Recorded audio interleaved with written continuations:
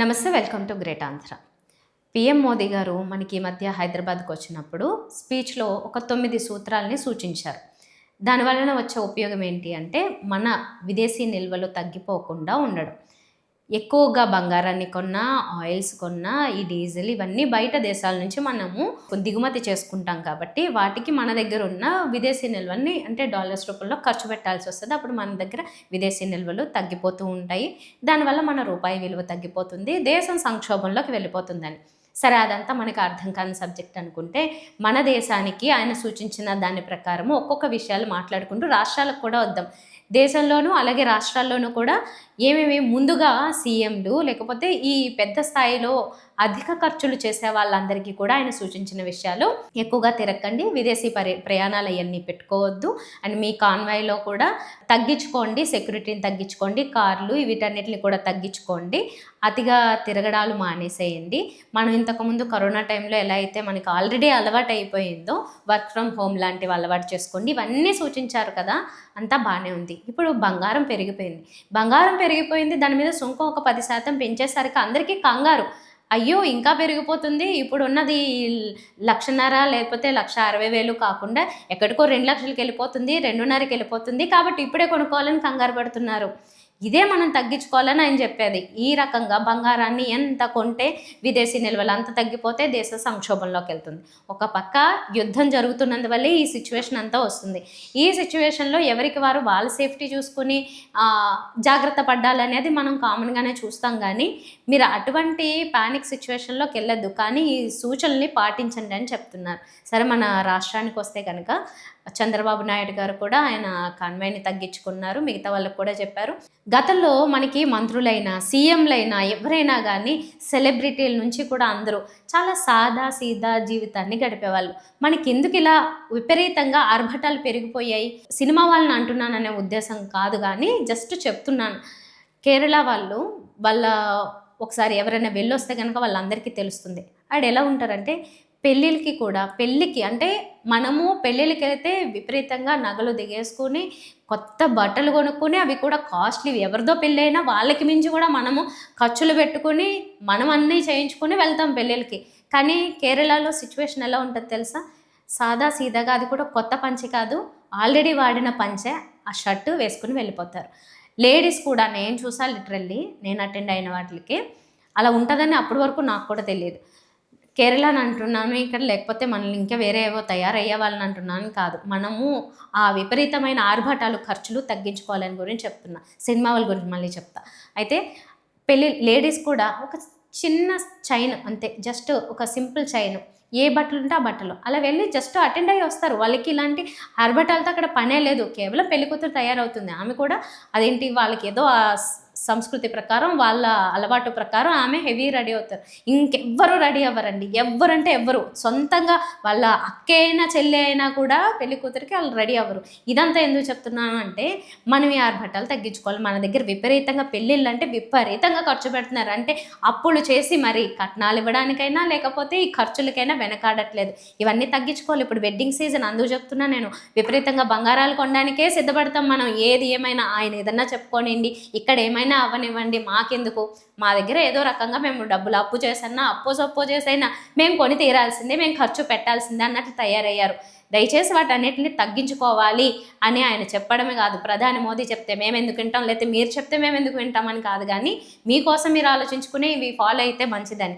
తర్వాత సినిమా వాళ్ళు కూడా అంటే ఆర్భాటాలు లేకపోతే ఈ హంగులు ఖర్చులు గురించి చెప్తుంటే వాళ్ళు ఎందుకు గుర్తొస్తారంటే సేమ్ మళ్ళీ ఇక్కడ నాకు మళ్ళీ కేరళ ఎగ్జాంపులే గుర్తొస్తుంది. అక్కడ ఎలా ఉంటారు, పెద్ద హీరోలైనా అంటే పెద్ద హీరోలు కొంచెం మినహాయిచ్చే, మన దగ్గర అయితే చిన్న హీరోలు, ఒక సైడ్ క్యారెక్టర్లు ఏం చేస్తున్న వాళ్ళైనా కానీ స్టైల్గా ఒక కళ్ళజోడు, ఒక కారు, లేకపోతే చాలా ఆర్భాటంగా హంగులతో బయటికి వెళ్తారు.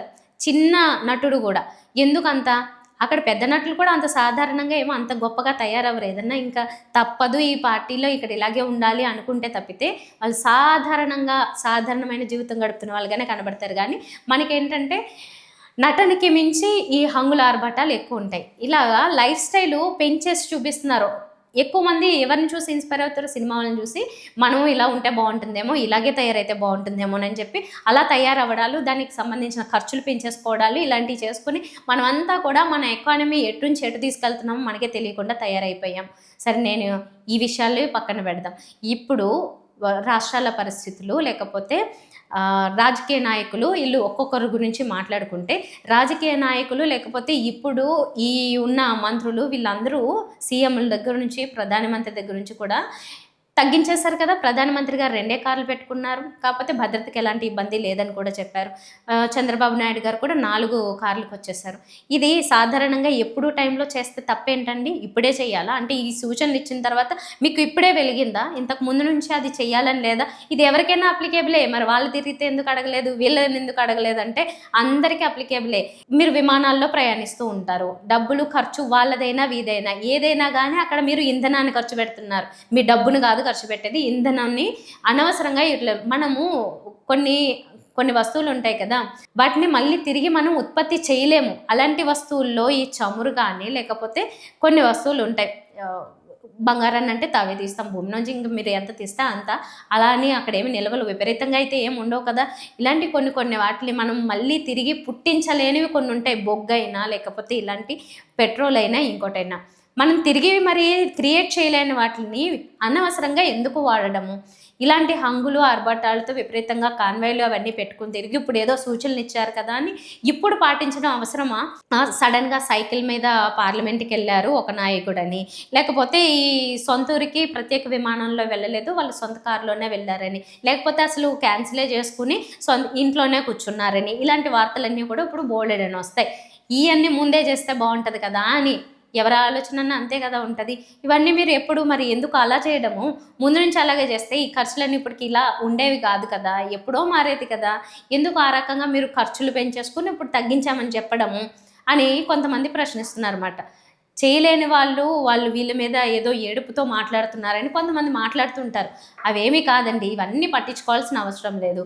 ఎప్పుడైనా కానీ విపరీతంగా ఖర్చులు పెట్టేవాళ్ళు డెస్టినేషన్ వెడ్డింగ్లు చేసుకుంటున్నారంటే దానికి ఒక చాలా స్ట్రాంగ్ రీజన్ ఉందంటే ఓకే, కానీ అనవసరంగా ఊరికే హంగులు ఆర్భాటాల కోసమే అలాంటి పనులు చేస్తున్నారంటే కూడా వాటిని కూడా ఆపుకోవాలి. విదేశీ టూర్లు కూడా ఆపమని చెప్తున్నారు.